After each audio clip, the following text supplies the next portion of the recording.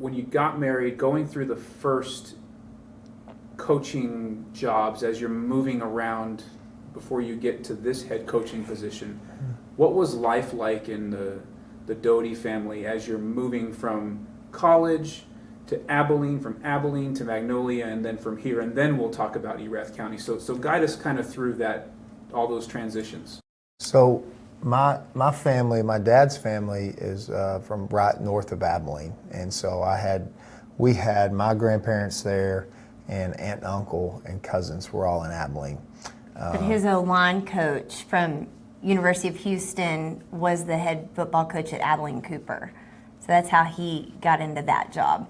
Yeah, so going into my senior year, Coach Spradlin left Houston to take the high school job in Abilene, and so that's what got us to Cooper. He said, hey, after a year, I'm going to have a spot for you. And so he helped Mandi get on. She started in young education there, the beginning of her career, and then transitioned into quite a few different jobs there. But I would say that first year in Abilene, just as educators coming in from the college world, we were completely wiped out. As coaches, you work extremely hard, but she was a kindergarten teacher. Yes. We were just... And we were married for 9 months when I found out I was pregnant.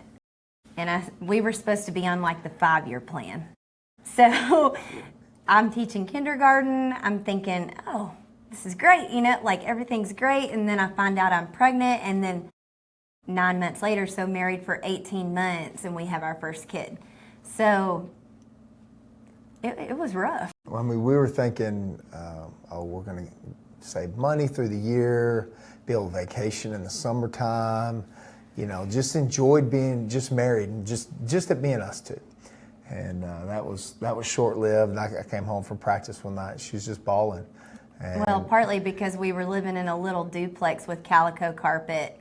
And whew, I was like, oh, this is not good. We're getting a baby into the world, and human life into the world. We're not ready for that. But when I came home to tell him, when I came home to tell him that I was pregnant, he was coming home to tell me that he thought he would take the GA job at Baylor.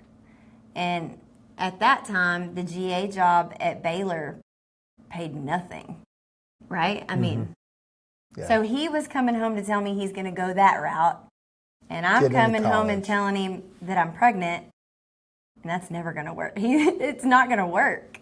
And so... Yeah, we were at a little bit of a crossroads, and so we just kind of settled in there to being a high school coach, and I kind of knew that was God's plan for us there at that point. And well, and actually, Coach Gillespie had called you at that time too to see if you would take the O-line job in Stephenville, right? Yeah. Yeah. Yeah. I mean, who knows? We chose that path. Would I have the opportunity to become the head coach there 12 years later, 11 years later? Would that have all worked out? Who knows?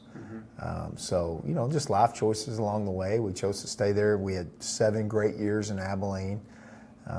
2 of our sons were born there, Cooper in 2008. Well, it was the best because we were only an hour and a half away from family. So, both sets of grandparents were able to, they were around all the time. Both of our families are wonderful. And so, our first 2 sons, they were able to grow up around grandparents all the time, even being an hour and a half away. And it was a special time. We were young. We were part of a coaching staff there that pretty much shaped us as the head football coach and his wife. It shaped us on how we do things. We had an amazing coach's wife in Abilene that, she pretty much had this mantra of like, if your wife is happy at home, then that allows your husband to go out and do his job better. Right. Yes. And it's true. Like, so she would bring all of us coaches' wives in together, and coaches' wives. You got to do everything. It's kind of like military wives during that time. And so she brought us together as a family, so you never felt alone. We had something going on all the time, even when our husbands were working from 5 a.m. till 9, 10 o'clock at night. We had each other. And that's just kind of shaped how we do our stuff here. And always have, like, we've always done it the way that she did it. And I don't know, it was just special because I think it's kind of like that's the only way we know.